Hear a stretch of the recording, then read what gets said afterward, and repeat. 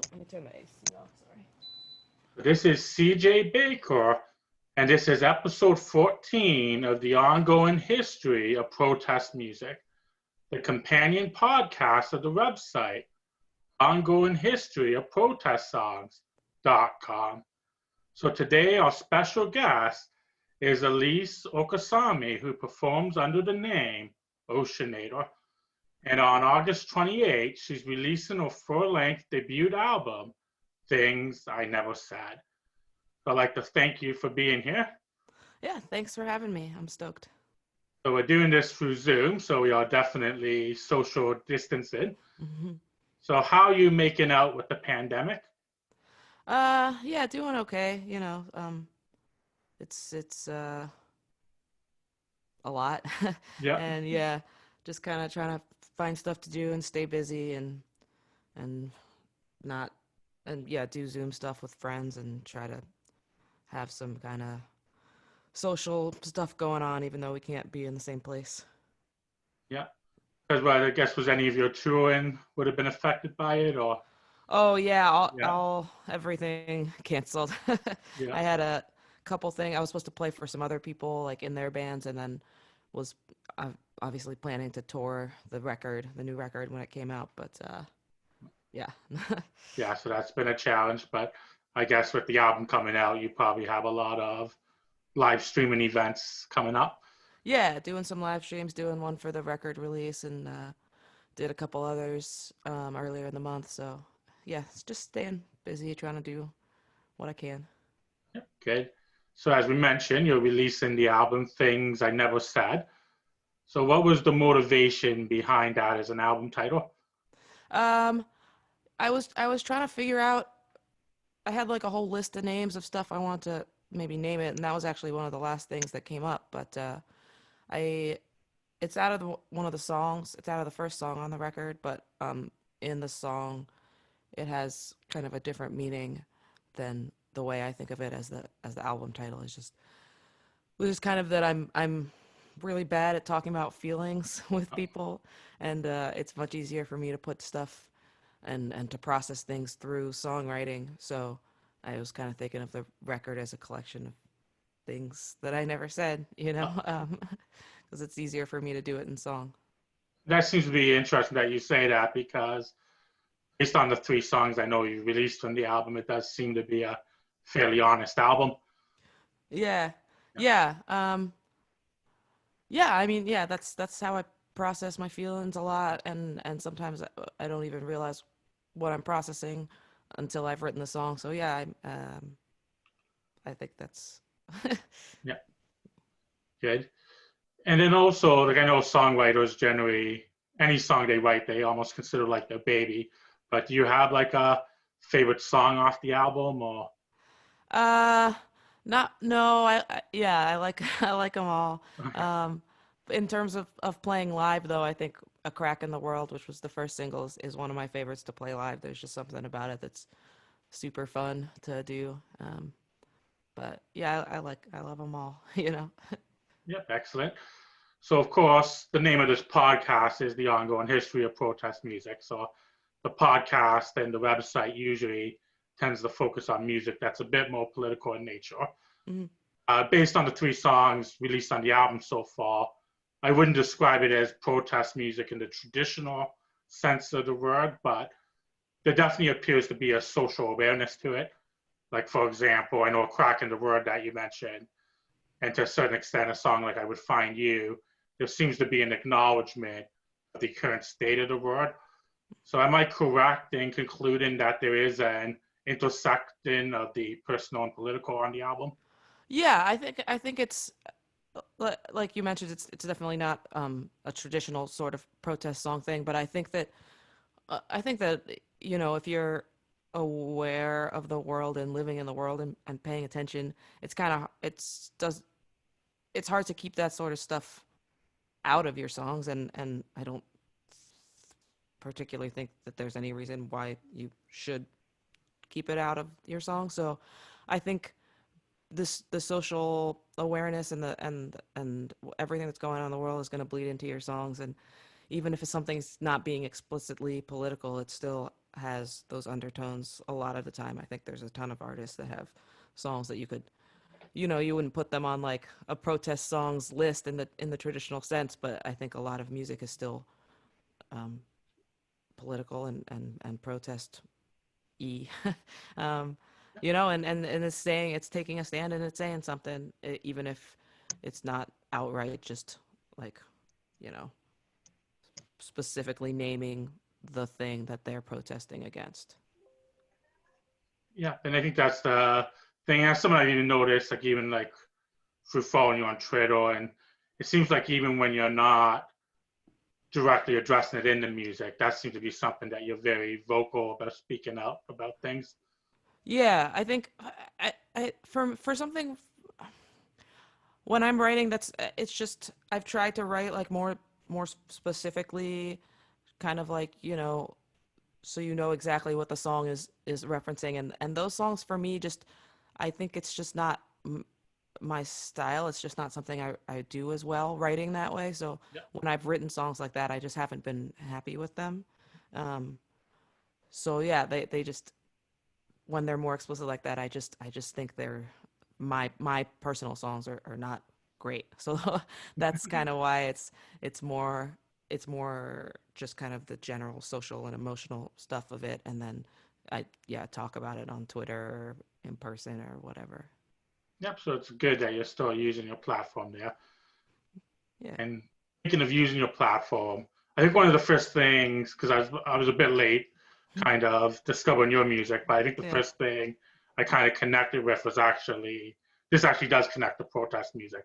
I know back in June you released a 3-song EP entitled "Tear the Fastest Down," which is of course that title track's a Woody Guthrie song, and then you cover the Sam Cooke classic "A Change Is Gonna Come," Mhm. then you cover the protest stand or "If You Miss Me at the Back of the Bus," which was Mhm.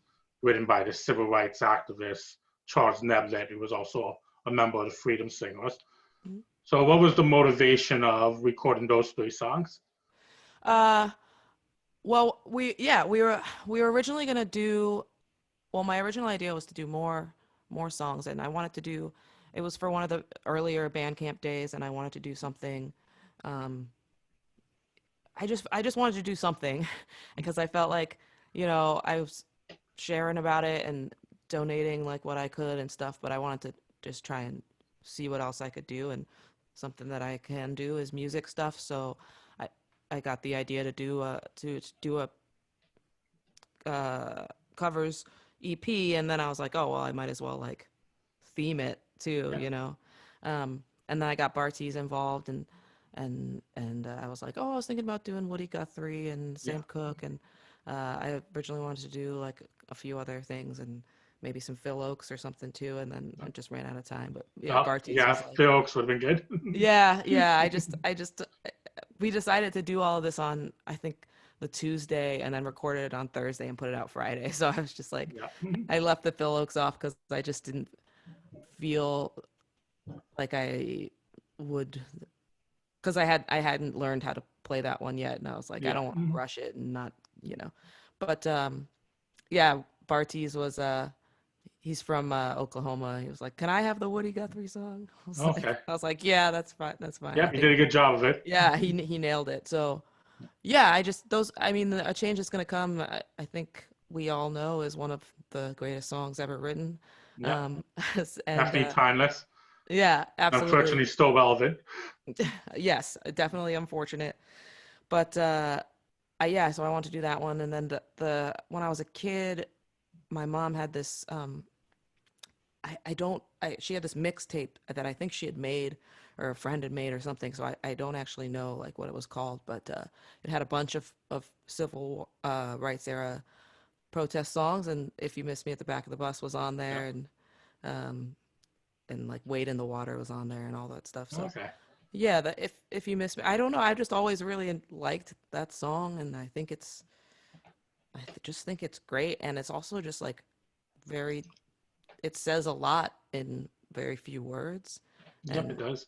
yeah, so that's kind of why I want to do that one. Yeah, Yeah. because that EP also has supported a specific charitable organization as well, right? That one goes to Survived and Punished, the New York chapter specifically, um, which works with folks who have survived abuse and then been caught in a circle and or a cycle, and then they're imprisoned for instead of getting help for what they need. So they do mutual aid and they do prison abolition work and stuff. Okay, so that's good work as well.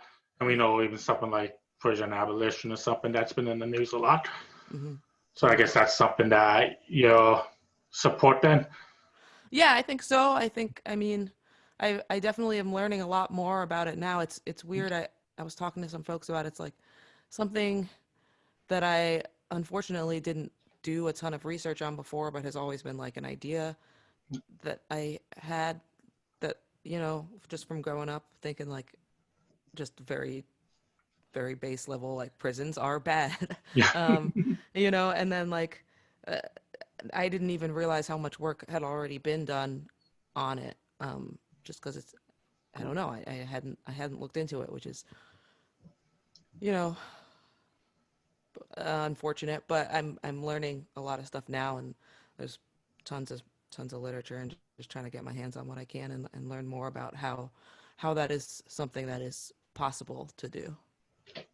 Yeah, I think that'd be the thing. Like, even with myself, it's just trying to myself. It's always been like a ideal concept. It's just figuring out how it will work out. Totally. Yeah. Yeah, but it's Mhm. definitely I think something to work towards. Yeah, for sure. And speaking of like other covers, around that same time that we mentioned the EP, I think you actually recorded this earlier, but I found like you're recording a police truck by Dead Kennedys. Hmm. Yeah, so is that something was like politically minded punk music? Was that something that you were kind of generally that you would generally listen to, or Yeah, I grew up on um a ton of politically minded punk music. I mean the big ones like Anti-Flag and Dead Kennedys and oh, stuff. okay, yeah, I listened to a ton. I think I got my first Anti-Flag record probably uh, eighth grade or maybe ninth grade.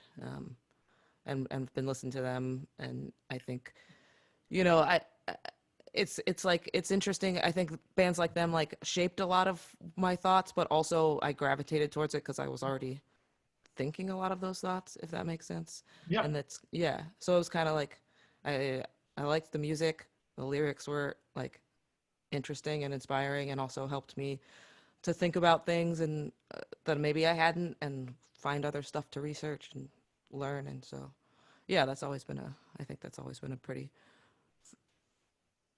or a thorough undercurrent in my life. yeah. But I think music does play that important role. Like with Hmm. myself, a lot of like even though I do try to stay informed with the news and all that, sometimes it's hard to focus on that. For But sure. music can expose yourself to a different perspective in a almost a more palatable way.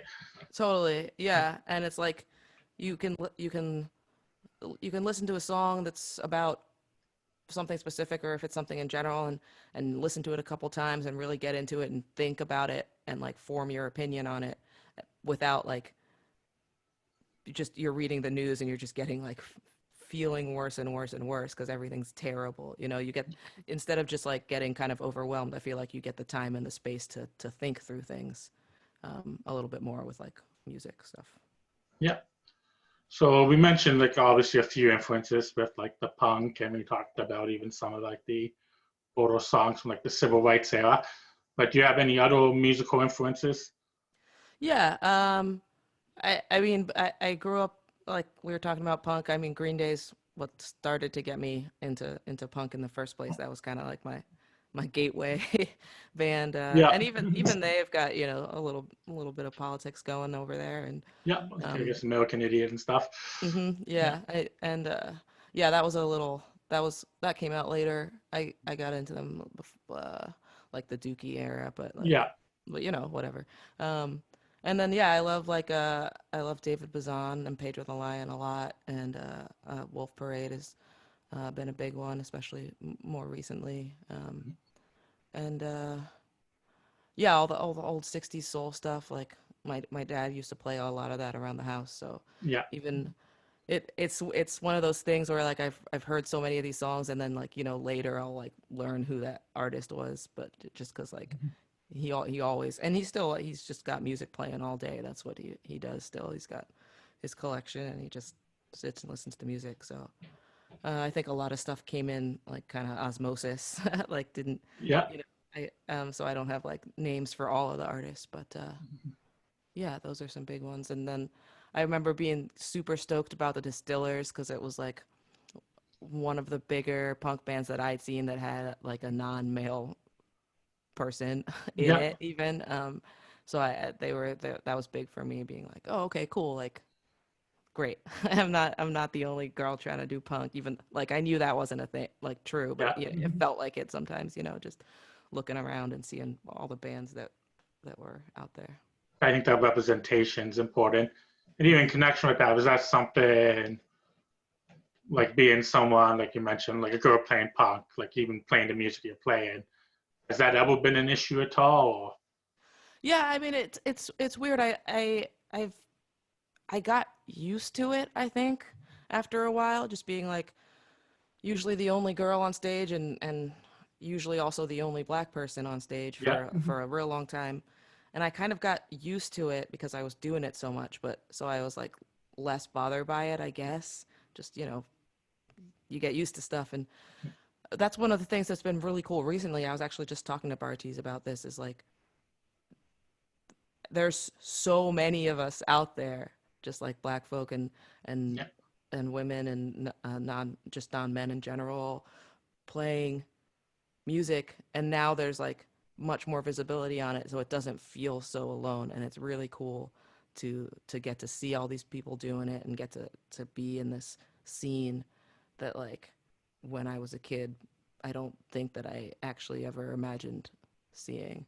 um, yeah, it's great. And I've heard from people, like, even on like tiny tours that I do, like young girls who are wanted to play the guitar, and they'll be like, "Oh, I wanted to do a solo show, but I was too scared, and like seeing you do it today made me feel like I could do it." And that's just Awesome. like, so yeah, it's so, cuz I had those people that I saw when I was growing up, and Yeah. like to hear that, it just like my heart exploded a little, and it's great. So yeah, I think it is representation is super important in even just giving people the confidence to do a thing that they want to do.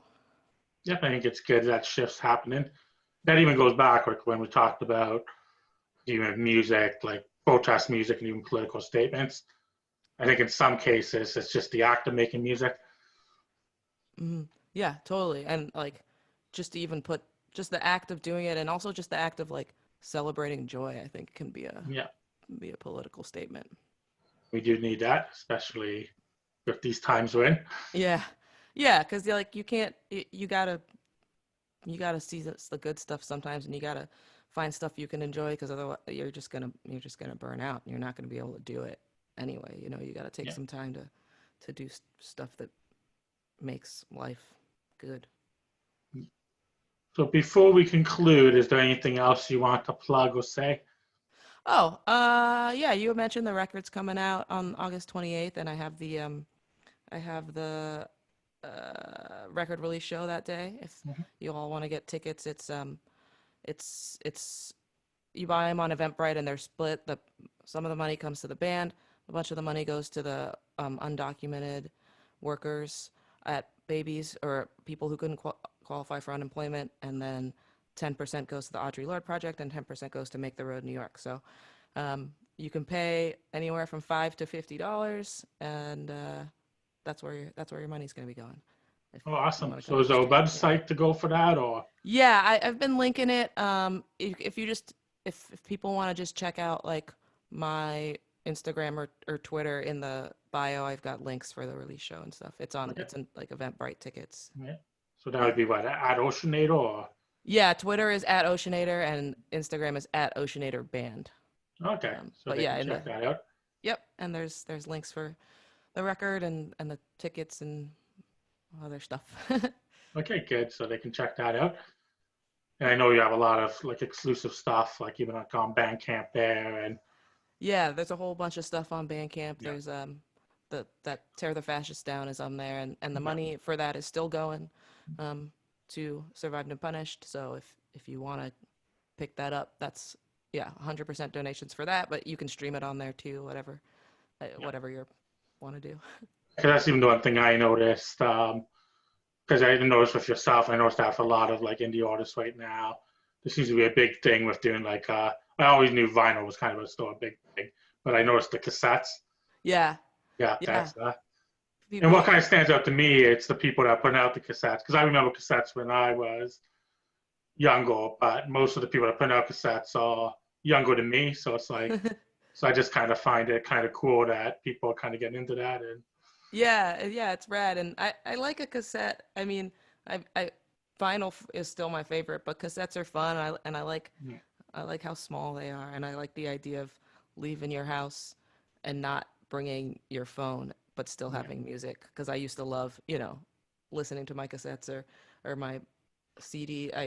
CD player is probably bigger for me just because of timing, but yeah, just like having your music and not being connected and actually getting to like take a break yeah. from the world for a sec. So anything else you want to say before we conclude? Uh, no, just everyone, yeah, everyone try to stay safe and do what you can and let's work together and make a happier world. Yeah, and that's definitely a positive note to conclude. Yeah. So thanks again. I definitely enjoyed our discussion. Heck yeah. Thanks for having me. This was fun.